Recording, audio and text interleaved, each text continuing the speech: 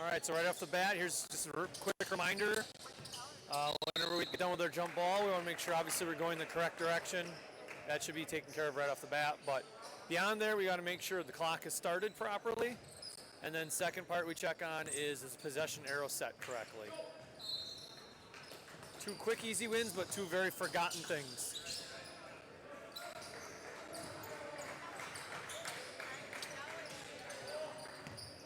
All right, Marshall, real quick on the mechanic for a 3-point initial signal. Okay, there we just missed a travel. That was actually Bob's. It was in the corner, kind of right-hand corner of the outside 3-point line. And going back, okay, so 3-point mechanic. Marshall, you actually did more of a college women's mechanic, which is a straight hand up and then a follow with the straight hand up. And high school wise, it's going to be the three signal on your hand. I don't know if you can see that. And then when we finish, it's going to be like a regular football field goal. So you kind of got half of it right. Minor, but upper level signers, and you talk about separating you from the next guy. Those small things add up to a bigger picture.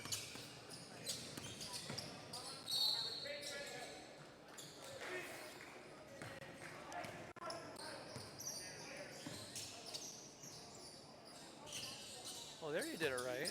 That's how you did it right, Marshall.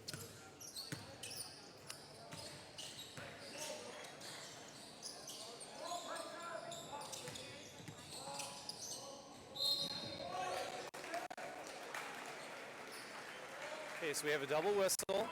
Okay, cool. Not entirely the worst.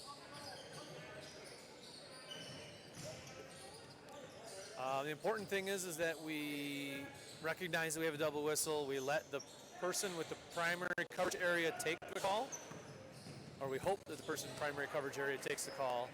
And it could very well be based on side of the body or side of the players. Maybe I have a better advantage here. I'm going to take the call. There we have another travel. Top of the 3-point line.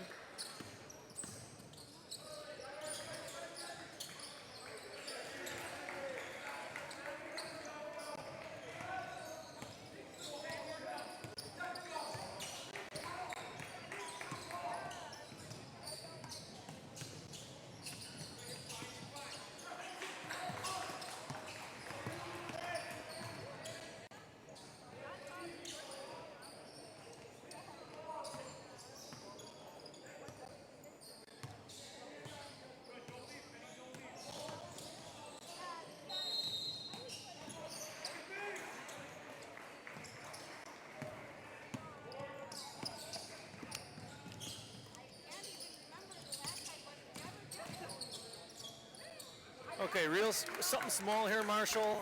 You had a drive that initiated kind of in front of you as C, and it went to the rack, right? So what we want to do as a C is we want to make sure that we keep ourselves attached to the play or engaged on the play, kind of like an elastic band that's tied to your hip and their hip, or waist and their waist. And when that drive heads to the rim, you want to take one step to remain engaged on the play. Whether it's a step to the left, a step to the right, a step towards, whatever it may be, also shows I'm taking this play and I'm going to put myself in the best position to make that potential call. Once that play is over, then you obviously rebound back from that elastic band and you rebound back to your original position.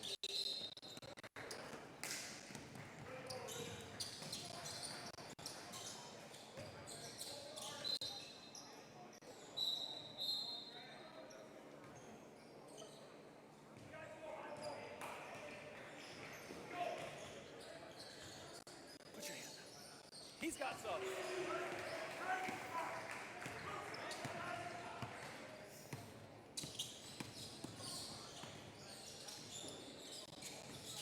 Okay, so we just saw here as we were going a long ways on the court. Great. We had subs coming in. Bob had subs, but yet Bob and Barry had their hand up, right? If I don't have subs, I'm not going to keep my hand up. We have one person of authority for subs, and that is, in this case, Bob. then we're not going to confuse the thrower-in official.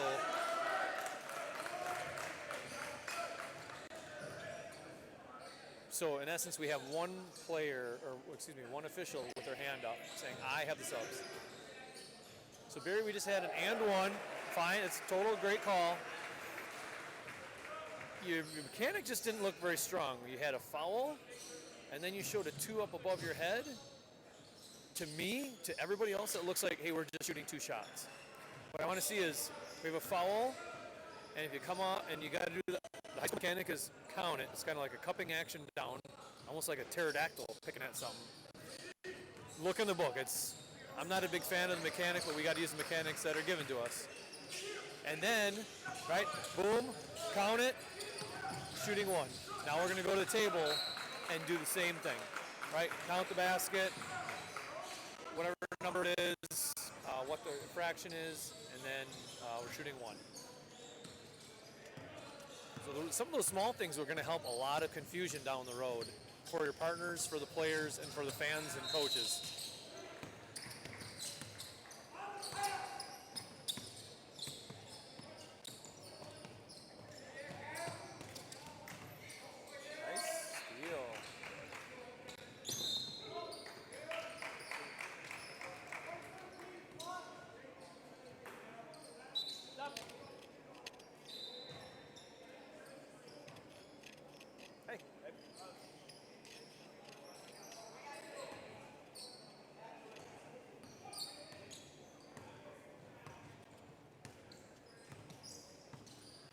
All right, Bob, on that last play, we had a foul, easy foul call, right?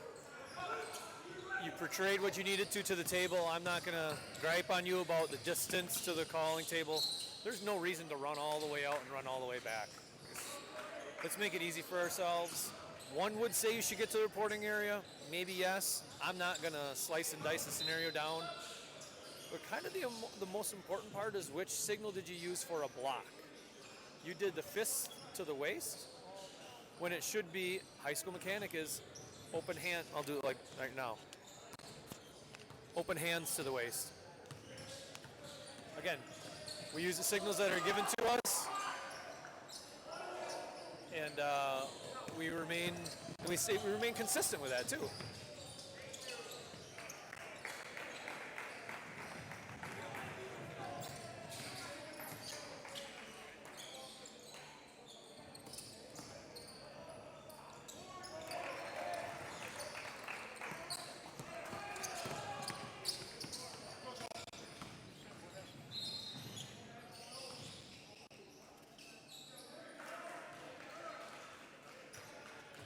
Okay, so we had a missed rotation.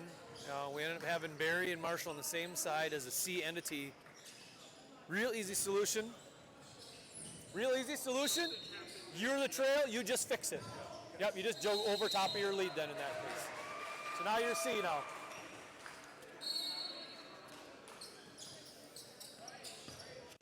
Right, so we had a missed rotation. Those happen, right? Could be a wide variety of reasons why.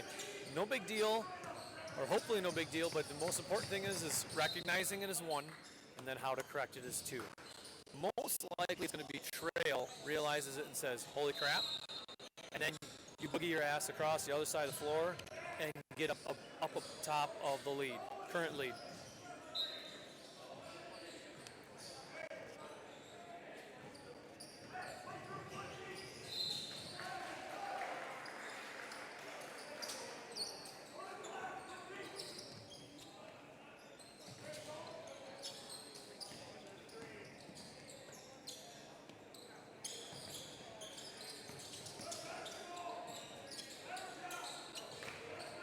So far we have pretty clean basketball being played here.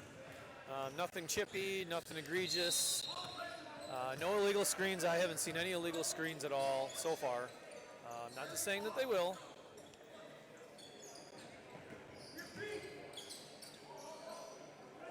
And I think there was only 2, maybe 3 missed travels in the beginning portion of the first half.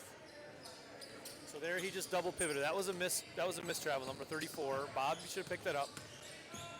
Pay attention to where the pivot foot is, and then he actually double pivoted.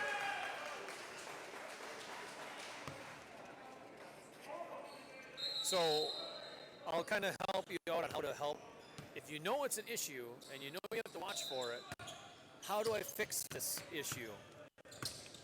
So my recommendation, the way I've been taught, is when a person receives a ball, you work feet up, right? So maybe what's happening is your eyes are focusing where arms are, but if you focus feet right away, then I know exactly if it's right foot or left foot that's pivot, or maybe neither yet. And then once they establish, now I know exactly which foot. And you can even say to yourself, left or right. Because when a coach comes up to me and is griping that he traveled, and let's just say he didn't travel, you could say, no, coach, his left foot was his pivot. He retained it the whole time.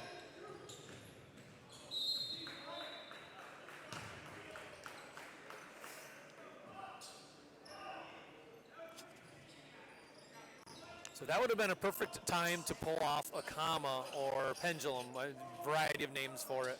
In essence, Bob, you take the ball out. And this is in essence a backcourt violation, or a ball goes out like it did. You take the ball out. Marshall will go down to lead, and then Barry swings around and comes to be the C on this side. So in essence, you cause a pendulum. You are the pivot point, and then the other two swing around you. The most important part is we have one person still watching, not moving, and watching the players to make sure we don't have any extracurriculars, and the other two kind of fill in. A little bit more of an advanced technique, but when we get them in a game and we actually pull it off, we actually make it a fun part of our officiating game and kind of giggle to each other, and we give ourselves a little C, and we go, comma! Kind of fun, because you don't really get them too often.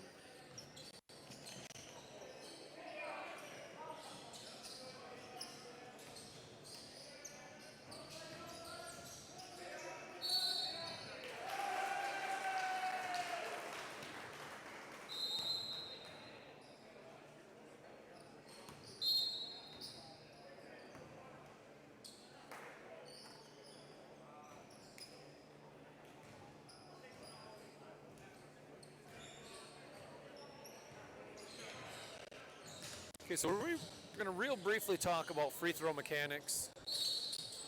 When do we show 2 shots? When do we show 1 shot? Who's putting hands up? Blah, blah, blah, blah, blah. Not saying you guys did anything wrong here, right? This is more of a refresher type comment.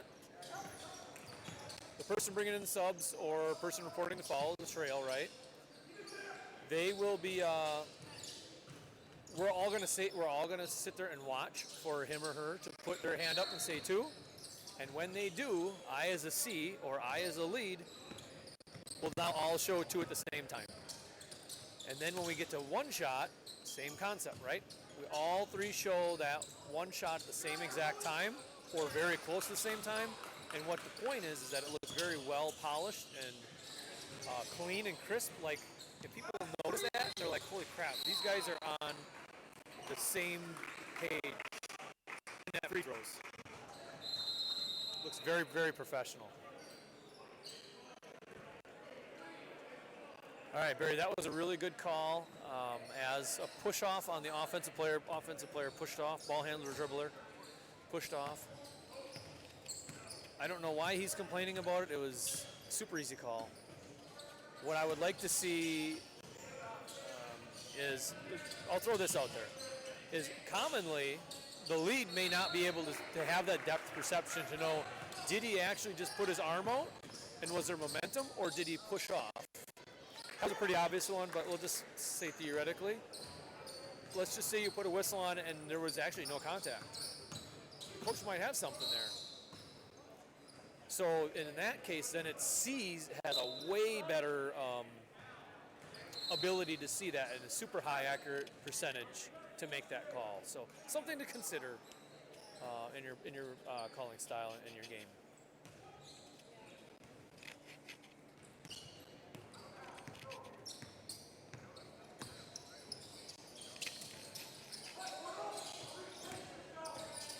There was a travel. Bob, that was a travel. He kind of came out. It was basically a small jump stop, and then he repivoted after that. That's a no-no. He was really extracurricular on his feet.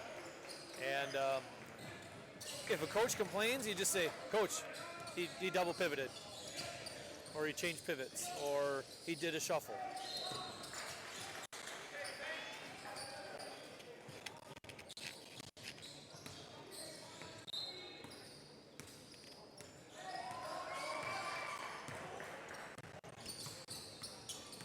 So we've gotten, I think, 4 missed travels and 1 called travel.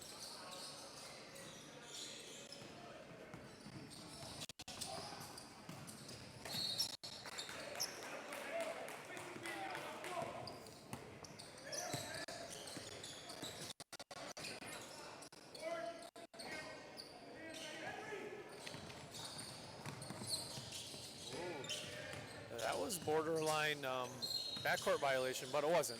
But something to consider is when they start dabbling around this division line, we got to be really conscious of where are they passing from and to.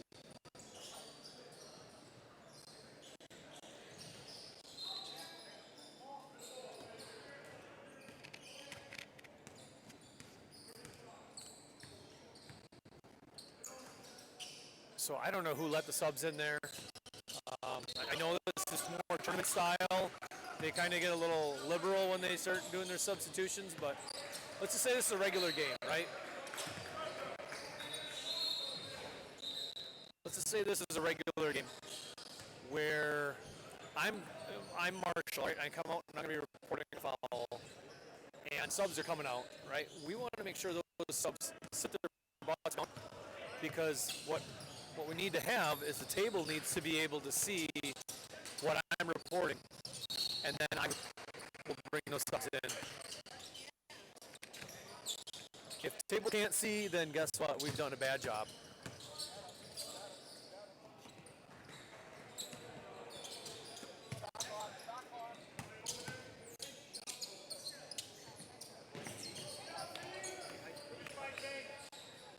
Marshall, I definitely think there should have been some lead rotation there.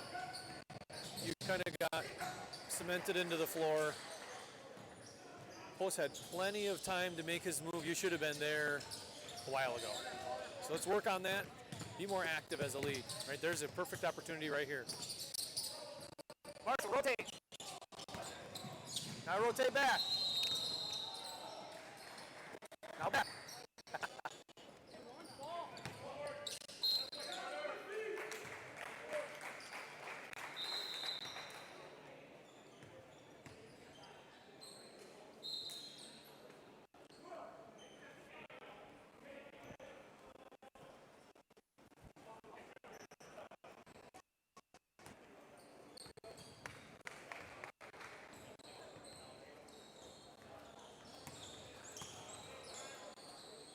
So we'll talk about rotations here.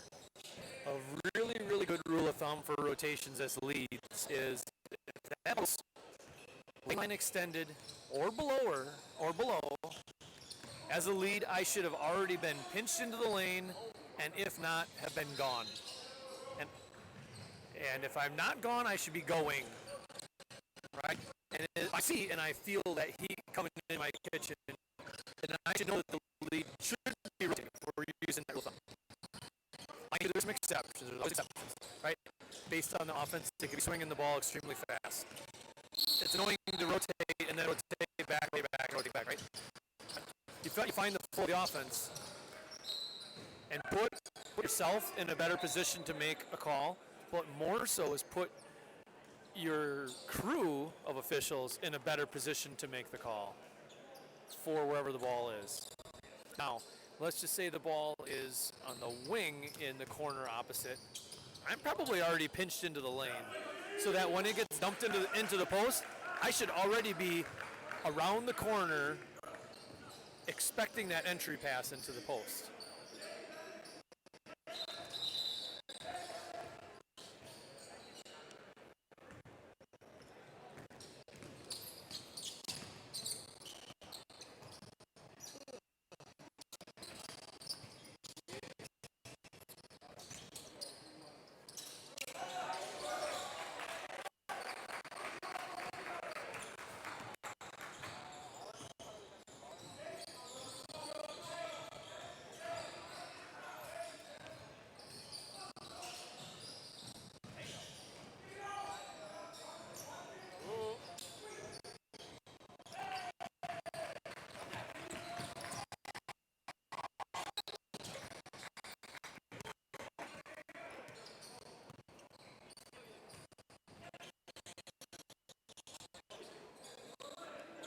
Barry, I think I just heard you say foul on 43. Let's cut the fouls on off and just say green 43. Maybe you did, maybe I misheard it, but I mean, let's collectively talk about any one of you three. If I hear my partner say fouls on, I'm gonna call them out, whether it's during the game if they don't even know they're doing it, or maybe even at halftime and say, hey, we don't need to say fouls on. Just green 43.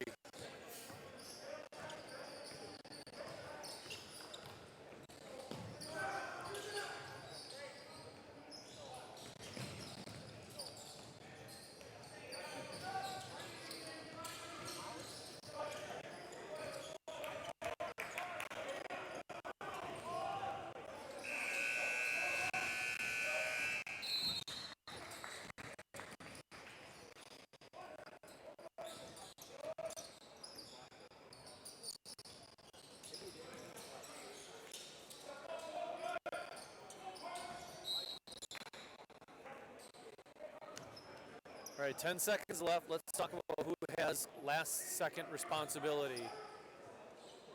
Yeah, good. Marshall, you thought you had it. Now, mind you, I understand we have one board and we have one table, which is not the right place, whatever. So, as long as there's communication to know who's calling it, that's the most important part.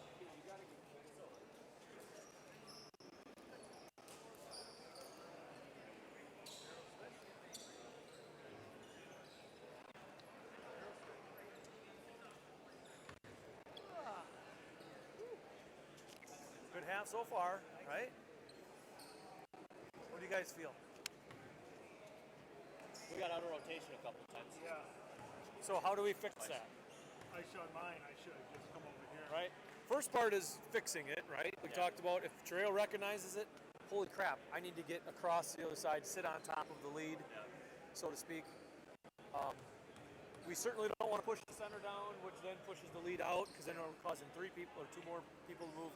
Don't want to do that, right? Find a way to correct it. But then the second part is, how do we get into that predicament? Right? Was there a late rotation? Was it I just didn't notice? Those happen. And late rotation, sometimes you just get around the corner and then and it's a boogie. You kind of screwed, right? For sure. Yeah. Because I rotated, it's like, dang it, they freaking drove to the basket. Right. So then, if I'm the lead, right? You're lead in that scenario, right? And you're rotating, and then it takes off, right? I would be like this, looking. What are they doing? Okay, yeah. Have they recognized my rotation yet or not? And if not, I know I can just come right back to where I came from, and just go right back on top of my lead, wherever he may be. Or maybe they picked up on it, or maybe one of them picked up on it, and now we have 2 leads, and then eventually they're going to adjust. So then in that case, I as a trail might find myself more in the center floor until I know what the hell's on down below. It all happens, and it's understandable. We just got to figure out how to fix it. Travels, missed a lot of them. I missed You missed some. First one? You missed a couple. I don't think you missed. I don't think maybe you didn't have. You also got some. I hit right? a couple and Yep. then freaking I complained. think you got 2 of them. Yeah. He went to him. So what I'll recommend, and I talk about it on the tape here, is if we know we need to work on getting travels, and we know we're missing, and I can affirm that you have missed them, at least 4, then that means our eyes are starting here instead of starting here, right? So if he catches the ball, your right foot, your pivot, right? Or none yet, and then I pay attention to what happens, and then now this is the pivot. Because I know there's one here where the guy just flat out just double pivoted and all kinds of shit. Figure out what works for you, and then how to adjust to make it more precise.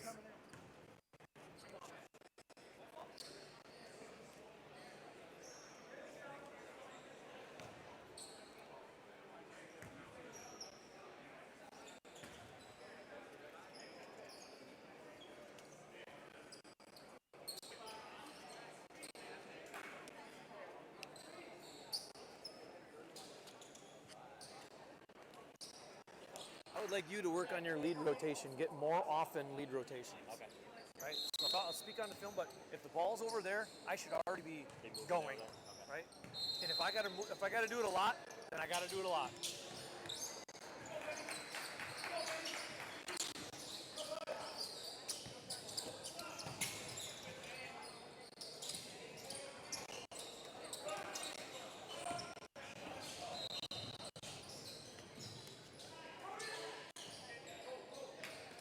All right, so second half action. We have 31 to 18. Looks like White is winning. All right, good post. Good mechanic, acceptable mechanic. I'll talk to you guys a little bit after this game, and I'll show you a new mechanic. Is by all means another tool you can put in your tool belt. It does not mean it's a replacement of the other tool, but we'll talk about it.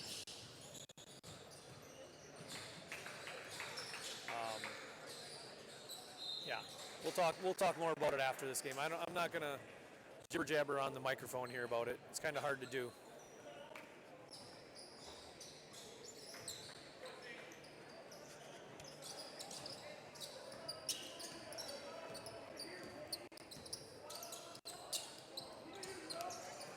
All right, so 43 green.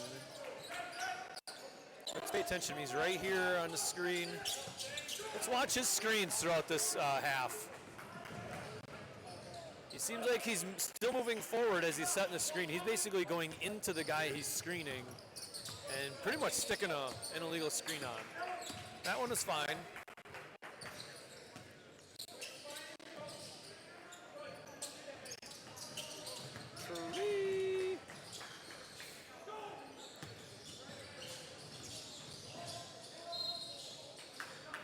All right, Marshall, nothing wrong with the call, right? I like the call.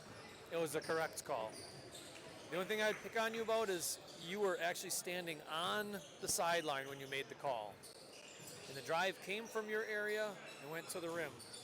So what I'd recommend is as the drive goes to the rim from your C and it's your primary, again, attach yourself and get attached to the play. What it's going to do is it's going to increase the accuracy of your call, finding the right angle. And then the second part is it's greatly going to increase the credibility of your call, right? If you're standing on the sideline just going, beep, you're kind of way out in la la land. There's actually nobody there. It's an obvious call, right? But the important thing is learning how do we get the not so obvious ones become credible. And the important part is once I make that call, I call and I can even take 2 steps in. And by the time your eyes get to you, you're already in 6 feet closer, which makes you more credible.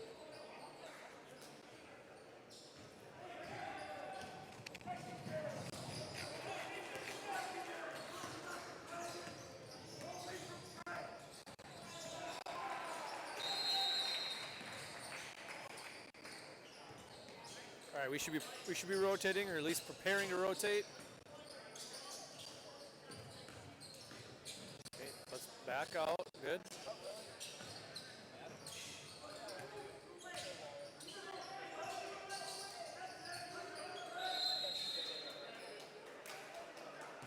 Okay. Bob grabs the travel, probably shifted.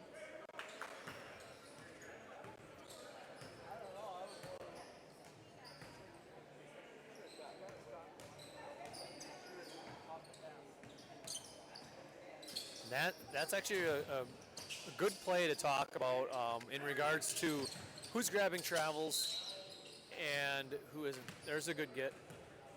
Who's grabbing travels and who isn't, right? The outside officials can always help the lead. Lead's going to be paying attention waist up, and trail and center are going to be paying attention to feet or some other activities or hands.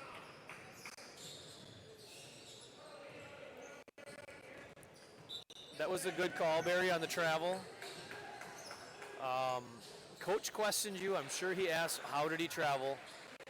From what I could tell, his pivot was, he lifted it, and he did not spin move on his pivot. He repivoted it. A lift and replant type scenario. You simply say, hey, his right foot was his pivot. He picked it up, and then he replanted it.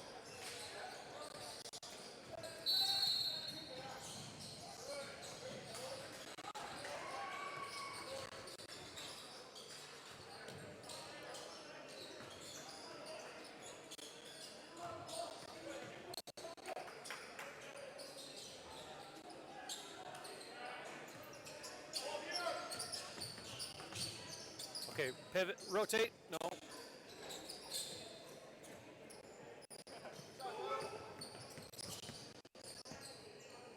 Good no call, Marshall. I didn't think that was really warranting a call. See, there your three-point mechanic looks perfect. I don't know, maybe it was just that first one that I saw that didn't look right. Maybe I didn't even see it right.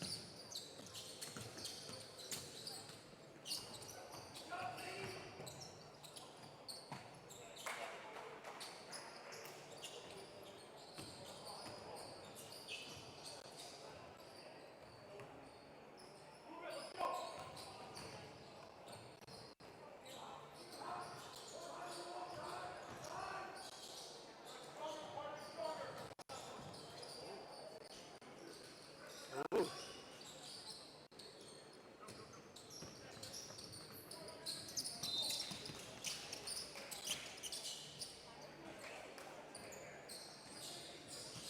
All right, context of the game, we have 13 minutes left. White is up 40 to 25.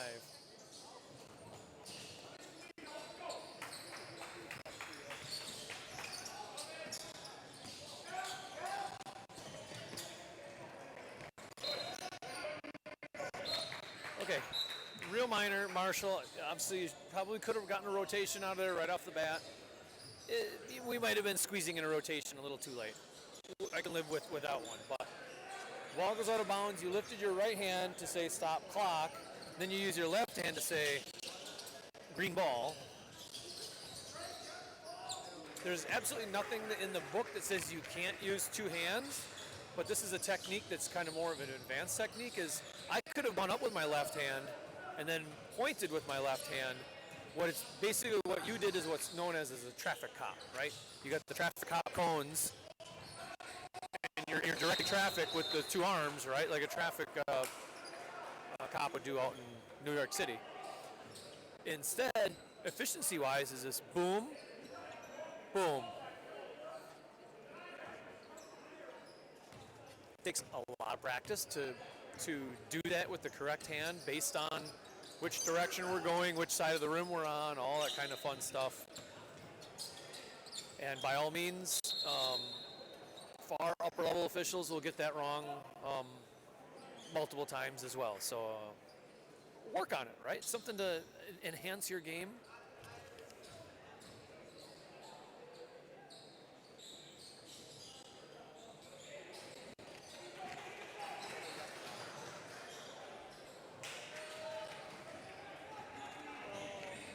So, oh yeah, okay, I was going to mention for three-pointers, right? We talked about three-pointer mechanic, and I just flavored in the hands on how we're saying out of bounds, right?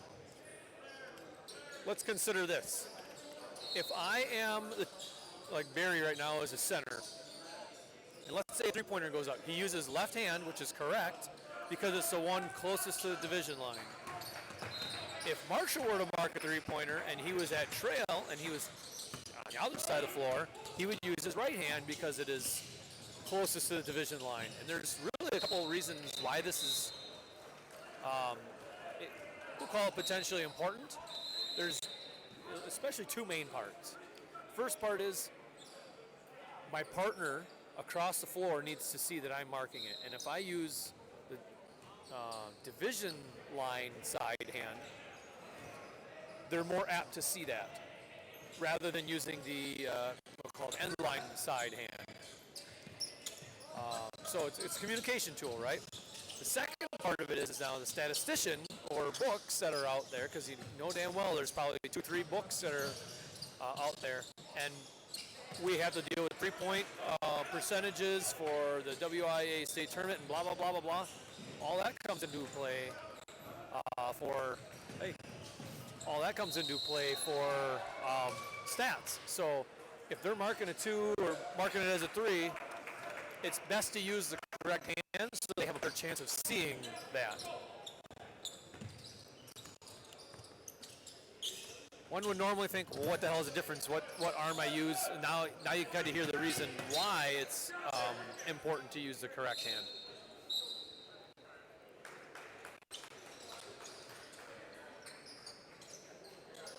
All right, again, we have 2 people bringing in subs. Bob has subs. Barry, you do not have subs there. Bob is tableside. He's not interacting with the coach, so he's bringing subs in. He is the person who has the hand up. Barry, you could just sit there and observe. And if I were Bob right now, and I see my partner also doing subs, I'd look at him and say, hey, those are my subs. I got it. And then hopefully that partner won't do that anymore in the rest of the game. And if they do, well, they're going to hear about it again, and pretty soon it's going to be knock it off. I got subs.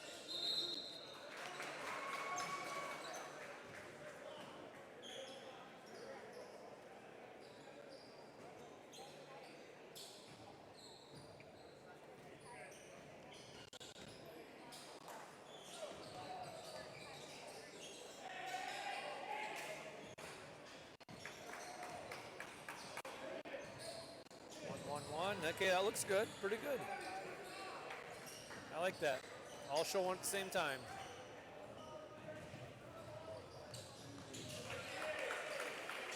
Looking good, guys. Looking good.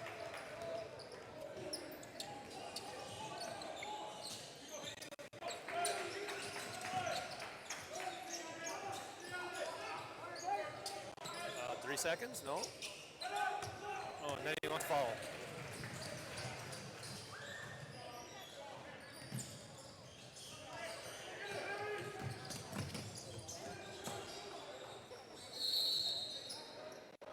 All right, so we just had something in the previous game, or previous college crew that we talked about, and this play really reminds me of that. So, Bob, you tried to hustle to beat the players down the floor. Let's put it this way, it's unlikely that any one of you three could have beat the players down the floor. So really the easiest thing to do is just pause and follow them to the rim. Because that's going to give you the best angle. What you did is you kind of got almost parallel with them. You were parallel with them, parallel with the big block, right? And that's pretty much a straight line pour angle. Find what works for you. If you obviously cannot beat them down the floor on that play, then don't, right? And just find the best spot behind them. There's nothing wrong with it.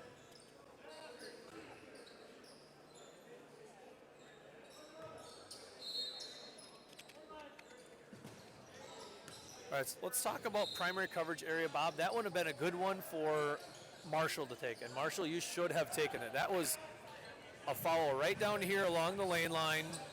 It is completely center's area, primary coverage area.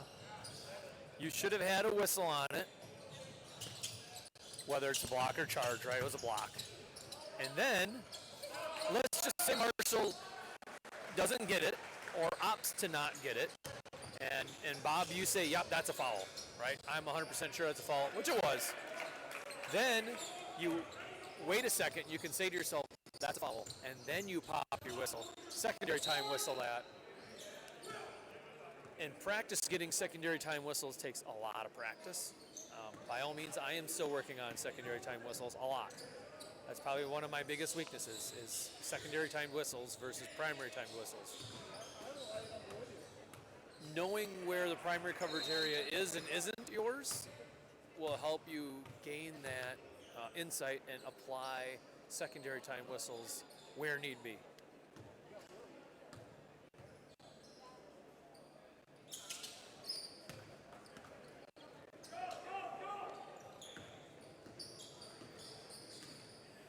All right, context of game, we got 4 fouls to 2, looking pretty good there.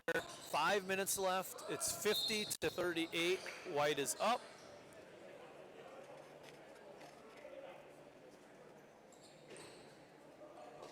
How much time is left? 5. 50-38. White is up. 4 fouls to 2. That I knew. That's the one thing I knew. Green's got 4 fouls, White's got 2. Yeah. Yeah. 3-point mechanics look good.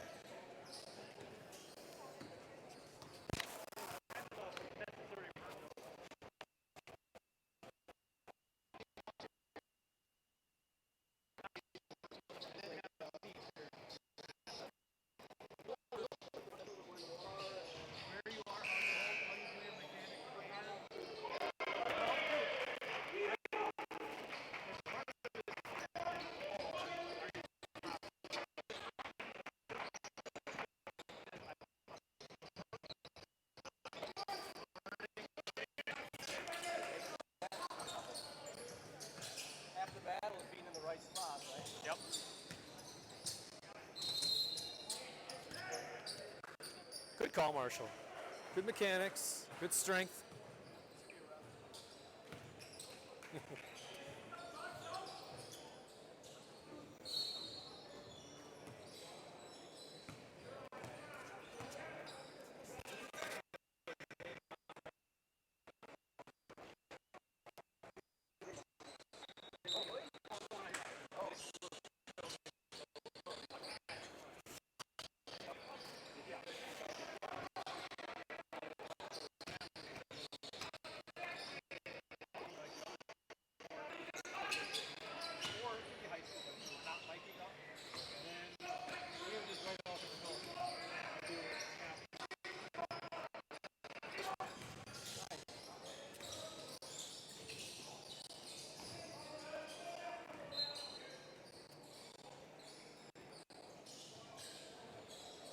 All right, 3 minutes left. White is up 53-42.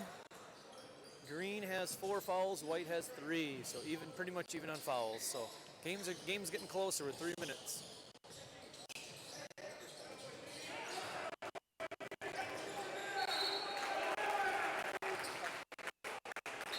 White's working hard.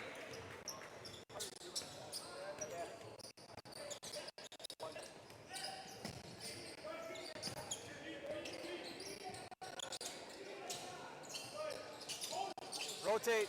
There you go. You got to rotate back if you need to.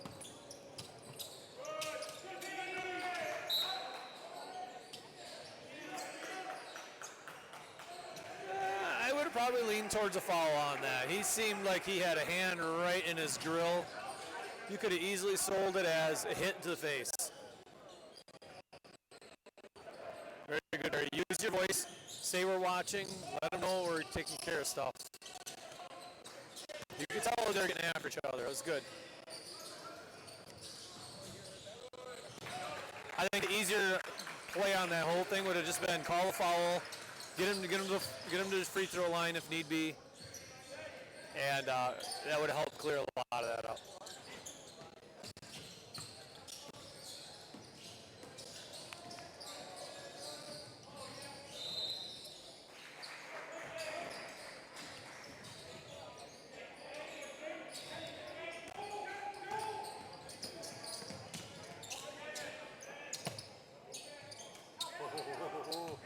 Good angle, Barry. His heel was above the line, but not touching the line. I saw your angle is perfect.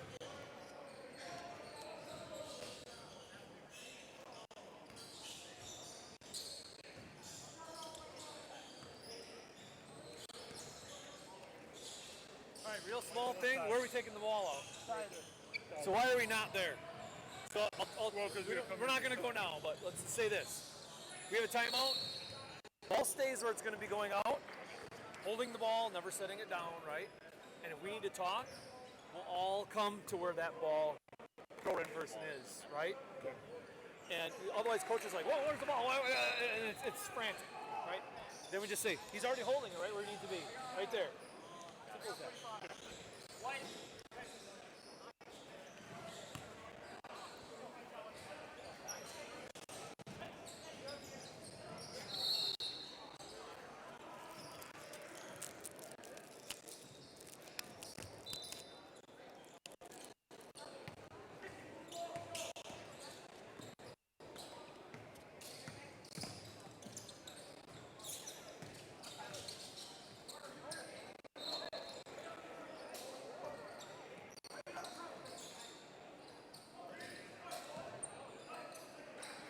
Bob, you gotta rotate. Gotta rotate, man.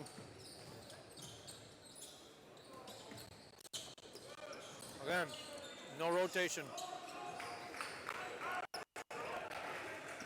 Should have been pinched into the lane, if not a step into the lane. That was a travel. Step into the lane. That ball gets over the other side, gone. What I like to do is think, I've come out from games, my partners will go, holy crap, Jason, you're rotating a lot. I'm like, I need to rotate in order to put myself in the best position. And the problem is we get complacent with not rotating. So a better way of thinking about this, and I just learned this about 2 weeks ago, is it's not so much to rotate to put myself into better position, but also to put my whole crew into a better position for that play, for that moment in that play.